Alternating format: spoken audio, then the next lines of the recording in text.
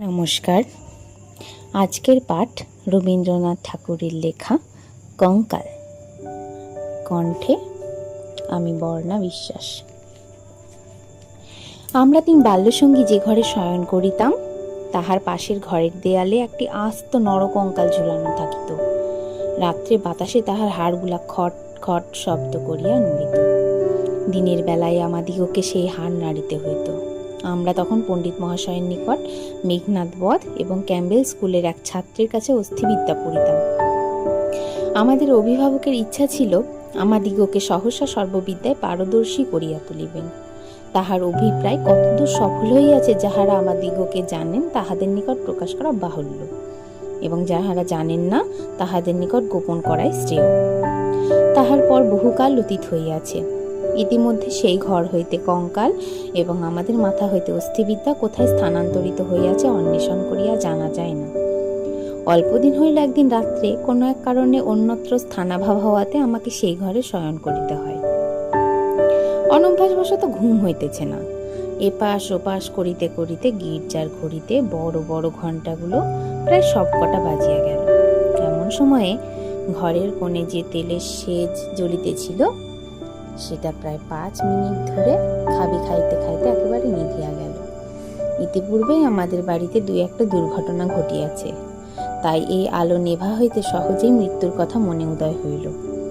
মনে হইল এই যে রাত্রি 2 প্রহরে একটি দীপশিখা চিরান্ধকারে মিলাইয়া গেল, প্রকৃতির কাছে ইহাও যেমন আর মানুষের ছোট ছোট প্রাণশিখা কখনো দিনে কখনো রাত্রে হঠাৎ নিবিয়া বিস্তৃত হইয়া যায়, তাহাও তেমনি। ক্রমে সেই কঙ্কালের কথা মনে পড়িল। তাহার জীবিতকালের বিষয় কল্পনা করিতে করিতে সহসা মনে হইল একটি চেতন পদার্থ অন্ধকারে ঘরের দেয়াল হাতড়াইয়া আমার মশারির চারিদিক ঘুরিয়া ঘুরিয়া বেড়াইতেছে। তাহার ঘন ঘন নিঃশ্বাসের শব্দ শোনা যাইতেছে। সে যেন কি খুঁজিতেছে, পাইতেছে না, এবং দ্রুততর বেগে ঘরময় প্রদক্ষিণ করিতেছে। নিশ্চয় বুঝিতে পারিলাম সমস্তই আমার নিদ্রাহীন উষ্ণ মস্তিষ্কের কল্পনা, এবং আমারই মাথার মধ্যে বো বো করিয়া যে রক্ত ছুটিতেছে তাহাই দ্রুত পদশব্দের মতো শোনাইতেছে। কিন্তু তবু গা ছমছম করিতে লাগিল। জোর করিয়া এই অকারণ ভয় ভাঙিবার জন্য বলিয়া উঠিলাম, কেউ? পদশব্দ আমার মশারির কাছে আসিয়া থামিয়া গেল, এবং একটা উত্তর শুনিতে পাইলাম, আমি। আমার সেই কঙ্কালটা কোথায় গেছে তাই খুঁজিতে আসিয়াছি। আমি ভাবিলাম নিজের কাল্পনিক সৃষ্টির কাছে ভয় দেখানো কিছু নয়। পাশবালিশটা সবলে আঁকড়িয়া ধরিয়া চিরপরিচিতের মতো অতি সহজ সুরে বলিলাম, এই দুপুর রাত্রে বেশ কাজটি বাহির করিয়াছ, তা সে কঙ্কালে এখন আর তোমার আবশ্যক? অন্ধকারে মশারির অত্যন্ত নিকট হইতে উত্তর আসিল, বলো কি? আমার বুকের হাড় যে তাহারই মধ্যে ছিল। আমার 26 বৎসরের যৌবন যে তাহার চারিদিকে বিকশিত হইয়াছিল, একবার দেখিতে ইচ্ছা করে না? আমি তৎক্ষণাৎ বলিলাম, হ্যাঁ, কথাটা সঙ্গত বটে। তা তুমি সন্ধান করোগে যাও, আমি একটু ঘুমাইবার চেষ্টা করি। সে বলিল, তুমি একলা আছো বুঝি? তবে একটু বসি, একটু গল্প করা যাক। 35 বৎসর পূর্বে আমিও মানুষের কাছে বসিয়া মানুষের সঙ্গে গল্প করিতাম। এই 35টা বৎসর আমি কেবল শ্মশানের বাতাসে হু হু শব্দ করিয়া বেড়াইয়াছি। আজ তোমার কাছে বসিয়া আর একবার মানুষের মতো করিয়া গল্প করি। অনুভব করিলাম আমার মশারির কাছে কে বসিল। নিরুপায় দেখিয়া আমি বেশ একটু উৎসাহের সহিত বলিলাম, সেই ভালো, যাহাতে মন বেশ প্রফুল্ল হইয়া ওঠে এমন একটা কিছু গল্প বলো। সে বলিল, সবচেয়ে মজার কথা যদি শুনিতে চাও তো আমার জীবনের কথা বলি। গির্জার ঘড়িতে ঢং ঢং করিয়া 2টা বাজিল। যখন মানুষ ছিলাম এবং ছোট ছিলাম তখন এক ব্যক্তিকে জমের মতো ভয় করিতাম। তিনি আমার স্বামী। মাছকে বড়শি দিয়া ধরিলে তাহার যেমন মনে হয় আমারও সেইরূপ মনে হইত। অর্থাৎ কোন এক সম্পূর্ণ অপরিচিত জীব যেন বড়শিতে গাঁথিয়া আমাকে আমার স্নিগ্ধ গভীর জন্ম জলাশয় হইতে টান মারিয়া ছিনিয়া লইয়া যাইতেছে। কিছুতে তাহার হাত হইতে পরিত্রাণ নাই। বিবাহের 2 মাস পরেই আমার স্বামীর মৃত্যু হইল, এবং আমার আত্মীয় স্বজনেরা আমার হইয়া অনেক বিলাপ পরিতাপ করিলেন। আমার শ্বশুর অনেকগুলি লক্ষণ মিলাইয়া দেখিয়া শাশুড়িকে কহিলেন, শাস্ত্রে যাহাকে বলে বিষকন্যা, এ মেয়েটি তাই। সে কথা আমার স্পষ্ট মনে আছে। শুনিতেছ? কেমন লাগিতেছে? আমি বলিলাম, বেশ, গল্পের আরম্ভটি বেশ মজার। তবে শোনো। আনন্দে বাপের বাড়ি ফিরিয়া আসিলাম। ক্রমে বয়স বাড়িতে লাগিল। লোকে আমার কাছে লুকাইতে চেষ্টা করিত, কিন্তু আমি নিজে বেশ জানিতাম আমার মতো রূপসী এমন যেখানে সেখানে পাওয়া যায় না। তোমার কি মনে হয়? খুব সম্ভব, কিন্তু আমি তোমাকে কখনো দেখি নাই। দেখো নাই? কেন, আমার সেই কঙ্কাল? আমি ঠাট্টা করিতেছি। তোমার কাছে কি করিয়া প্রমাণ করিব যে সেই দুটো চক্ষু শূন্য কোটরের মধ্যে বড় বড় টানা দুটি কালো চোখ ছিল, এবং রাঙা ঠোঁটের উপরে যে মৃদু হাসিটুকু মাখানো ছিল, এখনকার অনাবৃত দন্তসার বিকট হাস্যের সঙ্গে তার কোনো তুলনাই হয় না। এবং সেই কয়খানা দীর্ঘ শুষ্ক অস্থিখণ্ডের উপর এত লালিত্য, এত লাবণ্য, যৌবনের এত কঠিন কোমল নিটোল পরিপূর্ণতা প্রতিদিন প্রস্ফুটিত হইয়া উঠিতেছিল। তোমাকে তাহা বলিতে গেলে হাসি পায় এবং রাগও ধরে। আমার সেই শরীর হইতে যে অস্থিবিদ্যা শেখা যাইতে পারে তাহা তখনকার বড় বড় ডাক্তারেরাও বিশ্বাস করিত না। আমি জানি একজন ডাক্তার তাহার কোনো বিশেষ বন্ধুর কাছে আমাকে কনক চাপা বলিয়াছিলেন। তাহার অর্থ এই, পৃথিবীর আর সকল মনুষ্যই অস্থিবিদ্যা এবং শরীর তত্ত্বের দৃষ্টান্তস্থল ছিল, কেবল আমি সৌন্দর্যরূপী ফুলের মতো ছিলাম। কনক চাপার মধ্যে কি একটা কঙ্কাল আছে? আমি যখন চলিতাম তখন আপনি বুঝিতে পারিতাম যে একখণ্ড হীরা নড়াইলে তাহার চারিদিক হইতে যেমন আলো ঝকমক করিয়া ওঠে, আমার দেহের প্রত্যেক গতিতে তেমনি সৌন্দর্যের ভঙ্গি নানা স্বাভাবিক হিল্লোলে চারিদিকে ভাঙিয়া পড়িত। আমি মাঝে মাঝে অনেকক্ষণ ধরিয়া নিজের হাত দুখানি নিজে দেখিতাম। পৃথিবীর সমস্ত উদ্ধত পুরুষের মুখে রাশ লাগাইয়া মধুরভাবে বাঁকাইয়া ধরিতে পারে এমন দুইখানি হাত। সুভদ্রা যখন অর্জুনকে লইয়া তৃপ্ত ভঙ্গিতে আপনার বিজয়রথ বিস্মিত 3 লোকের মধ্য দিয়া চালাইয়া লইয়া গিয়াছিলেন, তাহার বোধ করি এইরূপ দুখানি অস্থূল সুরল বাহু, আরক্ত করদল এবং লাবণ্য শিখার মতো অঙ্গুলি ছিল। কিন্তু আমার সেই নির্লজ্জ নিরাবরণ নিরাভরণ চিরবৃদ্ধ কঙ্কাল তোমার কাছে আমার নামে মিথ্যা সাক্ষ্য দিয়া আছে। আমি তখন নিরুপায় নিরুত্তর ছিলাম। এই জন্য পৃথিবীর সবচেয়ে তোমার উপর আমার বেশি রাগ। ইচ্ছা করে আমার সেই 16 বৎসরের জীবন্ত যৌবন তাপে উত্তপ্ত আরক্তিম রূপখানি একবার তোমার চোখের সামনে দাঁড় করাই, বহুকালের মতো তোমার 2 চক্ষে নিদ্রা ছুটাইয়া দিই, তোমার অস্থিবিদ্যাকে অস্থির করিয়া দেশছাড়া করি। আমি বলিলাম, তোমার গা যদি থাকিত তো গা ছুঁইয়া বলিতাম, সে বিদ্যা লেশ মাত্র আমার মাথায় নাই। আর তোমার সেই ভুবনমোহন পূর্ণ যৌবনের রূপ রজনীর অন্ধকার পটের উপরে জাজ্জল্যমান হইয়া ফুটিয়া উঠিয়াছে। আর অধিক বলিতে হইল, আমার কেহ সঙ্গিনী ছিল না। দাদা প্রতিজ্ঞা করিয়াছিলেন বিবাহ করিবেন না। অন্তঃপুরে আমি একা, বাগানের গাছতলায় আমি একা বসিয়া ভাবিতাম সমস্ত পৃথিবী আমাকেই ভালোবাসিতেছে, সমস্ত তারা আমাকে নিরীক্ষণ করিতেছে। বাতাস ছল করিয়া বারবার দীর্ঘ নিঃশ্বাসে পাশ দিয়া চলিয়া যাইতেছে, এবং যে তৃণাসনে পা দুটি মেলিয়া বসিয়াছি তাহার যদি চেতনা থাকিত তবে সে পুনর্বার অবচেতন হইয়া যাইত। পৃথিবীর সমস্ত যুবা পুরুষ ওই তৃণপুঞ্জরূপে দল বাঁধিয়া নিস্তব্ধে আমার চরণবর্তী হইয়া দাঁড়াইয়াছে, এইরূপ আমি কল্পনা করিতাম। হৃদয়ে অকারণে কেমন বেদনা অনুভব হইত। দাদার বন্ধু শশীশেখর যখন মেডিকেল কলেজ পাশ হইতে আসিলেন তখন তিনি আমাদের বাড়ির ডাক্তার হইলেন। আমি তাহাকে পূর্বে আড়াল হইতে অনেকবার দেখিয়াছি। দাদা অত্যন্ত অদ্ভুত লোক ছিলেন। পৃথিবীটাকে যেন ভালো করিয়া চোখ মেলিয়া দেখিতেন না। সংসারটা যেন তাহার পক্ষে যথেষ্ট ফাঁকা নয়, এই জন্য সরিয়া সরিয়া একেবারে প্রান্তে গিয়া আশ্রয় লইয়াছেন। তাহার বন্ধুর মধ্যে এক শশীশেখর, এই জন্য বাহিরের যুবকদের মধ্যে আমি এই শশীশেখরকেই সর্বদা দেখিতাম। এবং যখন আমি সন্ধ্যাকালে পুষ্পতরুতলে সম্রাজ্ঞীর আসন গ্রহণ করিতাম তখন পৃথিবীর সমস্ত পুরুষ জাতি শশীশেখরের মূর্তি ধরিয়া আমার চরণাগত হইত। শুনিতেছ, কি মনে হইতেছে? আমি সনিশ্বাসে বলিলাম, মনে হইতেছে শশীশেখর হইয়া জন্মিলে বেশ হইত। আগে সবটা শোনো। একদিন বাদলার দিনে আমার জ্বর হইয়াছে, ডাক্তার দেখিতে আসিয়াছেন। সেই প্রথম দেখা। আমি জানালার দিকে মুখ করিয়াছিলাম। সন্ধ্যার লাল আভাটা পড়িয়া রুগ্ন মুখের বিবর্ণতা যাহাতে দূর হয়। ডাক্তার যখন ঘরে ঢুকিয়াই আমার মুখের দিকে একবার চাহিলেন, তখন আমি মনে মনে ডাক্তার হইয়া কল্পনায় নিজের মুখের দিকে চাহিলাম। সেই সন্ধ্যালোকে কোমল বালিশের উপরে একটি ঈষৎ ক্লিষ্ট কুসুম পেলব মুখ, অসংযমিত চূর্ণ কুন্তল ললাটের উপর আসিয়া পড়িয়াছে এবং লজ্জায় আনমিত বড় বড় চোখের পল্লব কপলের উপর ছায়া বিস্তার করিয়াছে। ডাক্তার নম্র মৃদুস্বরে দাদাকে বলিলেন, একবার হাতটা দেখিতে হইবে। আমি গাত্রাবরণের ভিতর হইতে ক্লান্ত সুগোল হাতখানি বাহির করিয়া দিলাম।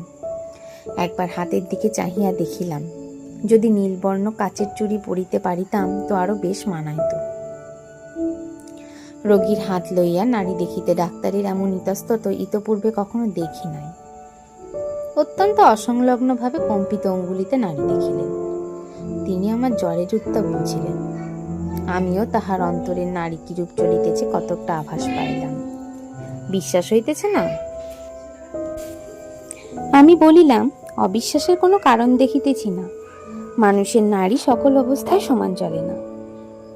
কালক্রমে আরো 2-4 বার রোগ ও আরোগ্য হইবার পরে দেখিলাম, আমার সেই সন্ধ্যাকালের মানস সভায় পৃথিবীর কোটি কোটি পুরুষ সংখ্যা অত্যন্ত হ্রাস হইয়া ক্রমে একটিতে আসিয়া ঠেকিল। আমার পৃথিবী প্রায় জনশূন্য হইয়া আসিল।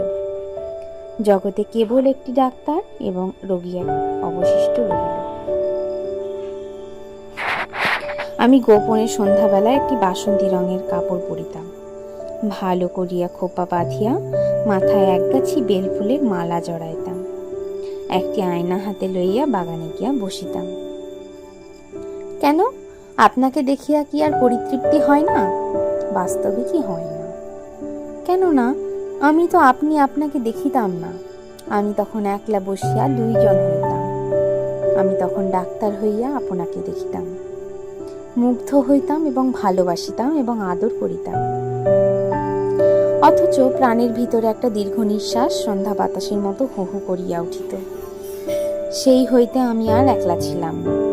যখন চলিতাম নত নেত্রে চাহিয়া দেখিতাম পায়ের অঙ্গুলিগুলি পৃথিবীর উপরে কেমন করিয়া পড়িতেছে এবং ভাবিতাম, এই পদক্ষেপ আমাদের নূতন পরীক্ষোত্তীর্ণ ডাক্তারের কেমন লাগে। মধ্যাহ্নে জানলার বাহিরে ঝাঝা করিত, কোথাও সারা শব্দ নাই। মাঝে মাঝে এক একটা চিল অতি দূর আকাশে শব্দ করিয়া উড়িয়া যাইত এবং আমাদের উদ্যান প্রাচীরের বাহিরে খেলনাওয়ালা সুর ধরিয়া চাই খেলনা চাই, চুড়ি চাই করিয়া ডাকিয়া যাইত। আমি একখানি ধবধবে চাদর পাতিয়া নিজের হাতে বিছানা করিয়া শয়ন করিতাম। একখানি অনাবৃত বাহু কোমল বিছানার উপর যেন অনাদরে মেলিয়া দিয়া ভাবিতাম, এই হাতখানি এমনি ভঙ্গিতে কে যেন দেখিতে পাইল, কে যেন 2খানি হাত দিয়া তুলিয়া লইল, কে যেন ইহার আরক্ত করতলের উপর চুম্বন রাখিয়া দিয়া আবার ধীরে ধীরে ফিরিয়া যাইতেছে। মনে করো এইখানেই গল্পটা যদি শেষ হয়, তাহা হইলে কেমন হয়? আমি বলিলাম, মন্দ হয় না, একটু অসম্পূর্ণ থাকে বটে, কিন্তু সেইটুকু আপন মনে পূরণ করিয়া লইতে বাকি রাতটুকু বেশ কাটিয়া যায়। কিন্তু তাহা হইলে গল্পটা যে বড় গম্ভীর হইয়া পড়ে, ইহার উপহাসটুকু থাকে কোথায়? ইহার ভিতরকার কঙ্কালটা তাহার সমস্ত দাঁতকটি মিলিয়া দেখা দেয় কই? তারপরে শোনো। একটুখানি পসার হইতেই আমাদের বাড়ির একতলায় ডাক্তার তাহার ডাক্তারখানা খুলিলেন। তখন আমি তাহাকে মাঝে মাঝে হাসিতে হাসিতে ঔষধের কথা, বিষের কথা, কি করিলে মানুষ সহজে মরে, এই সকল কথা জিজ্ঞাসা করিতাম। ডাক্তারির কথায় ডাক্তারের মুখ খুলিয়া যাইত। শুনিয়া শুনিয়া মৃত্যু যেন পরিচিত ঘরের লোকের মতো হইয়া গেল। ভালোবাসা এবং মরণ কেবল এই দুটোকেই পৃথিবীময় দেখিলাম। আমার গল্প প্রায় শেষ হইয়া আসিয়াছে, আর বড় বাকি নাই। আমি মৃদুস্বরে বলিলাম, রাত্রিও প্রায় শেষ হইয়া আসিল। কিছুদিন হইতে দেখিলাম ডাক্তারবাবু বড় অন্যমনস্ক এবং আমার কাছে যেন ভারী অপ্রতিভ। একদিন দেখিলাম তিনি কিছু বেশি রকম সাজসজ্জা করিয়া দাদার কাছে তাহার জুড়ি ধার লইলেন। রাত্রে কোথায় যাইবেন? আমি আর থাকিতে পারিলাম না। দাদার কাছে গিয়া নানা কথার পর জিজ্ঞাসা করিলাম, হ্যাঁ দাদা, ডাক্তারবাবু আর জুড়ি লইয়া কোথায় যাইতেছেন? সংক্ষেপে দাদা বলিলেন, মরিতে। আমি বলিলাম, না, সত্য করিয়া বলো না। তিনি পূর্বাপেক্ষা কিঞ্চিত খোলসা করিয়া বলিলেন, বিবাহ করিতে। আমি বলিলাম, সত্য নাকি? বলিয়া অনেক হাসিতে লাগিলাম। অল্পে অল্পে শুনিলাম এই বিবাহে ডাক্তার 12,000 টাকা পাইবেন। কিন্তু আমার কাছে এই সংবাদ গোপন করিয়া আমাকে অপমান করিবার তাৎপর্য কি? আমি কি তাহার পায়ে ধরিয়া বলিয়াছিলাম যে এমন কাজ করিলে আমি বুক ফাটিয়া মরিব? পুরুষদের বিশ্বাস করা যায় না। পৃথিবীতে আমি একটিমাত্র পুরুষ দেখিয়াছি এবং এক মুহূর্তে সমস্ত জ্ঞান লাভ করিয়াছি। ডাক্তার রোগী দেখিয়া সন্ধ্যার পূর্বে ঘরে আসিলে প্রচুর পরিমাণে হাসিতে হাসিতে বলিলাম, কি ডাক্তার মহাশয়, আজ নাকি আপনার বিবাহ? আমার প্রফুল্লতা দেখিয়া ডাক্তার যে কেবল অপ্রতিভ হইলেন তাহা নহে, ভারী বিমর্ষ হইয়া গেলেন। জিজ্ঞাসা করিলাম, বাজনা বাদ্য কিছু নাই যে? শুনিয়া তিনি ঈষৎ একটু নিঃশ্বাস ফেলিয়া বলিলেন, বিবাহ ব্যাপারটা কি এতই আনন্দের? শুনিয়া আমি হাসিয়া অস্থির হইয়া গেলাম। এমন কথা তো কখনো শুনি নাই। আমি বলিলাম, সে হইবে না, বাজনা চাই, আলো চাই। দাদাকে এমনি ব্যস্ত করিয়া তুলিলাম যে দাদা তখনই রীতিমতো উৎসবের আয়োজনে প্রবৃত্ত হইলেন। আমি কেবলই গল্প করিতে লাগিলাম। বধূ ঘরে আসিলে কি হইবে, কি করিব? জিজ্ঞাসা করিলাম, আচ্ছা ডাক্তার মহাশয়, তখনও কি আপনি রোগীর নাড়ি টিপিয়া বেড়াইবেন? যদিও মানুষের, বিশেষত পুরুষের মনটা দৃষ্টিগোচর নয়, তবু আমি শপথ করিয়া বলিতে পারি কথাগুলি ডাক্তারের বুকে শেলের মতো বাজিতেছিল। অনেক রাত্রে লগ্ন। সন্ধ্যাবেলায় ডাক্তার ছাদের উপর বসিয়া দাদার সহিত 2-1 পাত্র মদ খাইতেছিলেন। দুইজনেরই এই অভ্যাসটুকু ছিল। ক্রমে আকাশে চাঁদ উঠিল। আমি হাসিতে হাসিতে আসিয়া বলিলাম, ডাক্তার মশাই, ভুলিয়া গেলেন নাকি যাত্রার যে সময় হইয়াছে? এইখানে একটা সামান্য কথা বলা আবশ্যক। ইতিমধ্যে আমি গোপনে ডাক্তারখানায় গিয়া খানিকটা গুড়া সংগ্রহ করিয়া আনিয়াছিলাম এবং সেই গুড়ার কিয়ং দশম সুবিধা মতো অলক্ষিতে ডাক্তারের গ্লাসে মিশাইয়া দিয়াছিলাম। কোন গুড়া খাইলে মানুষ মরে ডাক্তারের কাছে শিখিয়াছিলাম। ডাক্তার এক চুমুকে গ্লাসটি শেষ করিয়া কিঞ্চিত আর্দ্র গদগদ কণ্ঠে আমার মুখের দিকে মর্মান্তিক দৃষ্টিপাত করিয়া বলিলেন, তবে চলিলাম। বাঁশি বাজিতে লাগিল। আমি একটি বারাণসী শাড়ি পরিলাম। যতগুলি গহনা সিন্ধুকে তোলা ছিল সবগুলি বাহির করিয়া পরিলাম। সিঁথিতে বড় করিয়া সিঁদুর দিলাম। আমার সেই বকুল তলায় বিছানা পাতিলাম। বড় সুন্দর রাত্রি, ফুটফুটে জ্যোৎস্না সুপ্ত জগতের ক্লান্তি হরণ করিয়া দক্ষিণে বাতাস বহিতেছে। জুই আর বেল ফুলের গন্ধে সমস্ত বাগান আমোদ করিয়াছে। বাঁশির শব্দ যখন ক্রমে দূরে চলিয়া গেল, জ্যোৎস্না যখন অন্ধকার হইয়া আসিতে লাগিল, এই তরুপল্লব এবং আকাশ এবং আজন্মকালের ঘর দুয়ার লইয়া পৃথিবী যখন আমার চারিদিক হইতে মায়ার মতো মিলাইয়া যাইতে লাগিল, তখন আমি নেত্র নিমীলন করিয়া হাসিলাম। ইচ্ছা ছিল যখন লোকে আসিয়া আমাকে দেখিবে, তখন এই হাসিটুকু যেন রঙিন নেশার মতো আমার ঠোঁটের কাছে লাগিয়া থাকে। ইচ্ছা ছিল যখন আমার অনন্ত রাত্রির বাসর ঘরে ধীরে ধীরে প্রবেশ করিব, তখন এই হাসিটুকু এখান হইতেই মুখে করিয়া লইয়া যাইব। কোথায় বাসর ঘর? আমি সে বিবাহের বেশ কোথায়? নিজের ভিতর হইতে একটা খট খট শব্দ জাগিয়া দেখিলাম আমাকে লইয়া 3টি বালক অস্থিবিদ্যা শিখিতেছে। বুকের যেখানে সুখ দুঃখ ধুক ধুক করিত এবং যৌবনের পাপড়ি প্রতিদিন একটি একটি করিয়া প্রস্ফুটিত হইত, সেইখানে বেত্র নির্দেশ করিয়া কোন অস্থির কি নাম মাস্টার শিখাইতেছে। আর সেই যে অন্তিম হাসিটুকু ওষ্ঠের কাছে ফুটাইয়া তুলিয়াছিলাম, তাহার কোনো চিহ্ন দেখিতে পাইয়াছিলে কি? গল্পটা কেমন লাগিল? আমি বলিলাম, গল্পটি বেশ প্রফুল্লকর। এমন সময় প্রথম কাকটা জিজ্ঞাসা করিলাম, এখনো আছো কি? কোনো উত্তর পাইলাম না। ঘরের মধ্যে ভোরের আলো প্রবেশ করিল।